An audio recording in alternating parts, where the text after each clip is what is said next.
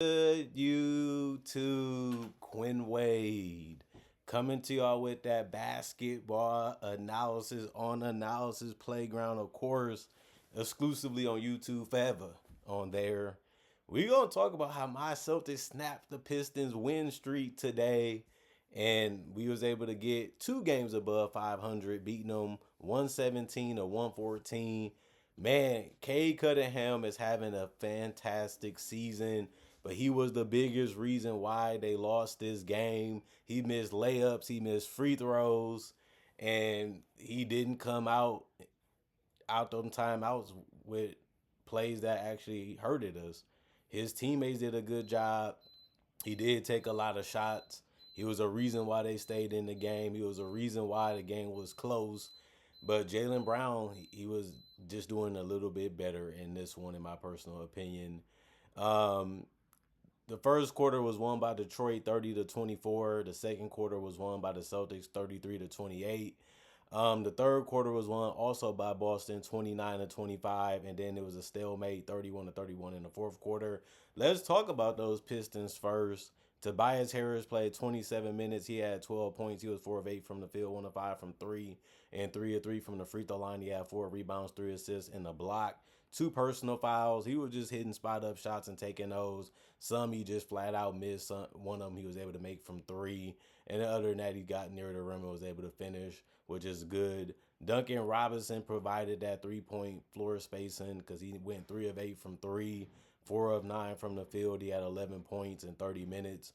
He had 2 rebounds, also 3 assists and a turnover in the block, 2 personal fouls, and was a +9 in plus minus. Jalen Duren didn't have a dominant performance in this one, but he still had a great game. He had played 30 minutes and had 12 points. He was 4 of 10 from the field, 4 of 6 from the free throw line, and he did get a double-double because he had 16 rebounds. But we held him in check. We kept him, not getting all those easy looks and those easy opportunities. We made him feel some bodies. We made him try to finish over length or just get him to the free throw line because he's not the greatest free throw shooter. But he also had 1 assist, 3 turnovers, 3 personal fouls, and he had 6 offensive rebounds. And he finished as a +6. Like I said, Cade, he had the numbers. 42 points in 36 minutes. He was 12 of 26 from the field, 4 of 9 from 3, 14 of 16 from the free throw line, 8 rebounds, 5 assists, 4 turnovers, 1 steal, 1 block, 3 offensive rebounds, 3 personal fouls. But when it came to what really mattered, he didn't step up enough in those moments, and he was a big reason, if not the biggest reason, why the Celtics was able to win this game. And he did get some offensive rebounds, and his team did too, but they just struggled putting the ball in the basket when it really mattered. And then the only starter to not score in double figures was Asura Thompson. He played 26 minutes. He had 8 points, but he went 2 of 8 from the field and 1 of 2 from 3 and 3 or 4 from the free throw line. He did help, though, by getting 7 rebounds, 2 assists, 2 steals, and a block. He also had 2 turnovers, and he had 4 offensive rebounds and 2 personal fouls and a +1 and plus minus. I mean, they had several looks at the basket, several chances, but they didn't get them to go in this one. And the Celtics was swarming and really was all over them, and they did do a good job of trying to contest shots or force them to be a little uncomfortable or rush it a little bit. And the Celtics ended up getting them to fall into that. And you got to give credit to the Celtics for putting a lot of effort. Besides the fact that they gave up some offensive rebounds. Isaiah Stewart, 20 minutes, 6 points, 3 of 7 from the field, 9 rebounds. That's a lot. That was the most off the bench today. 1 assist, 1 turnover, 1 block, 4 offensive rebounds, 3 personal fouls, and a -4 and plus minus. He mainly was trying to score near the rim, but didn't do a good job of that in this one. But the rebounds was really good for him. That was the best thing he did in this game. Ronald Highland, 14 minutes, 6 points, 3 of 6 from the field, 0 of 2 from 3, 1 rebound, 1 assist, 2 steals, and he also had 1 offensive rebound. It was a -11 and plus minus. He was efficient, but he didn't make the threes that was there. They needed that to go down, but it didn't happen in this one. Javante Green, 10 minutes. He was 0 of 2 from the field, 0 of 1 from 3, had 1 rebound in the block, and then he was a -1 and plus minus. Karis LeVert helped by getting 10 points. The only guy to get double figures in any statistical category off the bench with 10 points in 24 minutes. He played the most minutes off the bench, 3 of 8 from the field, 2 of 4 from 3, 2 of 2 from the free throw line, 3 rebounds, 3 assists, 1 turnover, 2 offensive rebounds, 2 personal fouls, and a -5 and plus minus. He really had the 3-point shot going in this one, but he didn't always settle for it. Jaden Ivey, 15 minutes for him, 7 points. He went 2 of 9 from the field and 0 of 5 from 3. He was basically open. He just couldn't get any of them to go down.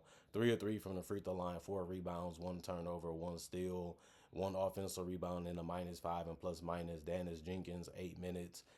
He had zeros across the board besides having an assist and a personal foul. He finished as a -5 and plus minus. 2 guys didn't play because the coach's decision was not to let them get out there on the court, although they was healthy. 37 to 93, 40% from the field. 11 to 36, 31% from 3.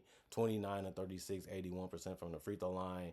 55 rebounds, 20 assists, 13 turnovers, 6 steals, 6 blocks, and 18 personal fouls for the Detroit Pistons as a team. As you can see, they didn't shoot the ball that great from 3 or from the field, but they did a good job rebounding the basketball and not turning it over that much. But they also ended up not committing that many personal fouls either. Luka Garza started and played 11 minutes, but he only had 0 points because he took a 3 and missed it, and then he was out for the rest of the game, but he still got a rebound and a personal foul. He was a -2 and plus minus. Derek White, he really stepped up in the second half. They needed it from him. 31 minutes for him, 27 points, 7 to 13 from the field, 6 of 11 from 3, and 7 to 7 from the free throw line. 7 rebounds, 3 assists, 2 turnovers, 3 steals, 1 block, 2 offensive rebounds. He also had 4 personal fouls and was a +11 and plus minus. Them steals really came in handy and came in clutch, and those jump shots was really going. But you have to like the fact that he also turned some of them down and got to the free throw line, and that really helped our offense when they got stagnated. Jaylen Brown had an MVP type of game, 34 minutes, 33 points, 12 of 31 from the field, 2 of 7 from 3, 7 of 8 from the free throw line. He had a double-double because he had 10 boards. He also had 5 assists, but he did commit 6 turnovers. But he still had 2 steals, 2 blocks, 3 offensive rebounds, and finished with 4 personal fouls and was a -9 and plus minus. The mid-range was really working for him. Finishing at the rim was working for him. Knocking down his free throws really was good too. It's not too many things he did wrong, but get the turnovers. And other than that, he had a fantastic game.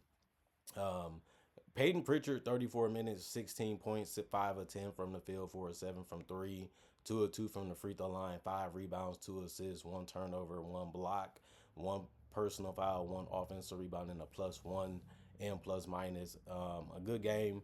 The 3-point shot really was falling for him in this one. He kept taking the open ones, took the ones where he created enough space to get it off, and it all was working in this one. Jordan Walsh also didn't score in double figures in points, but he did finish with 29 minutes and had 7 points. Didn't take a lot of shots, but he made half of them anyway, going 3 of 6 from the field and 1 of 2 from 3. 6 rebounds, 4 assists, 2 turnovers, 2 steals, 1 offensive rebound, and he did have 4 personal fouls also.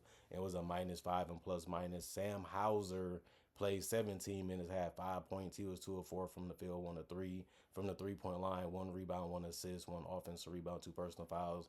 He finished as a +3 and plus minus and hit a nice 3 late in the game. Josh Minot was big for us, 19 minutes, 9 points, 3 of 6 from the field, 2 of 3 from the 3-point line, 1 of 1 from the free throw line, 5 rebounds, 3 assists, 1 turnover, 1 steal, 2 offensive rebounds, 2 personal fouls, and was a +3 and plus minus. He did so many little things to help us stay in the game and help us win this one, and the 3-point shooting really helped too, as it usually does. 15 minutes for Amari Williams. He only had 1 point because he went 1 to 2 from the free throw line, but he also did have 3 rebounds and 2 blocks and a personal foul. He finished as a -10 and plus minus. Anthony Simons didn't help that much in this one, but he did have 12 points, had 12 minutes and 5 points.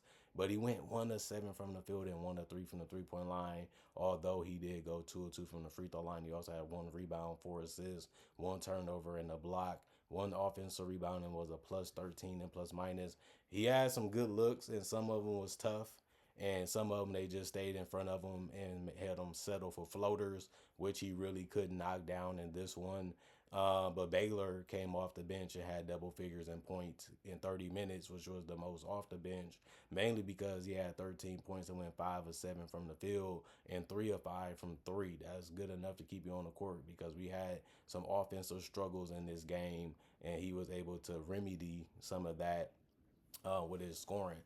He also had 3 rebounds, 1 assist, and a turnover, 1 offensive rebound. He did foul out of this one and was a +8 and plus minus. And then Hugo Gonzalez, he got off the bench, but he only played 7 minutes, which was the least amount of minutes for everybody off the bench. But he had 1 point because he went 1 of 2 from the free throw line. He missed his only three. So he finished with 1 point for that reason. 2 rebounds, 1 assist, 1 steal, 2 personal fouls, and finished as a +2 and plus minus. They also did have 2 players that was healthy but didn't get on the court because the coach made that decision.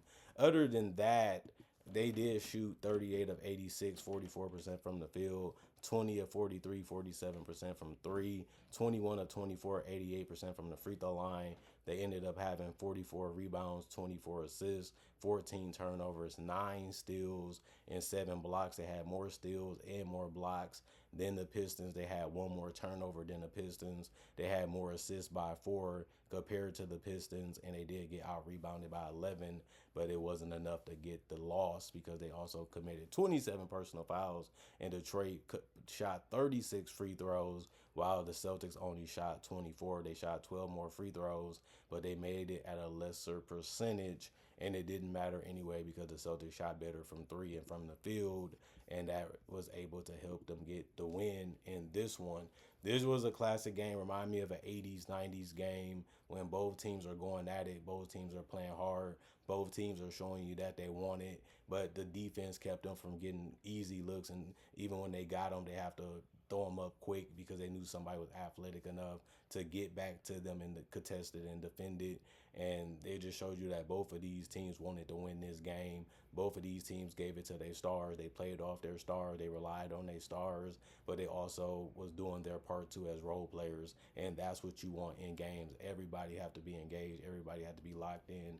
Everybody has to be focused, and everybody has to want to play on both sides of the court. Both of these teams did that. It looked like an evenly matched team. You would never thought that the way that the Pistons was playing, that the Celtics would be able to play with them and actually beat them at their own game. And this one, it did actually happen. No Kada and stuff like that too. But you can say, well, that's how games go. That's why we play the games. That's why we enjoy them. And at the end of the day, this was a classic one. And like I said, Cade had a lot of opportunities to help his team win. He couldn't come through for them. And this is a tough one for him to swallow pill wise because, man, he had some good drives that he didn't get the free throws, but he still should have made them.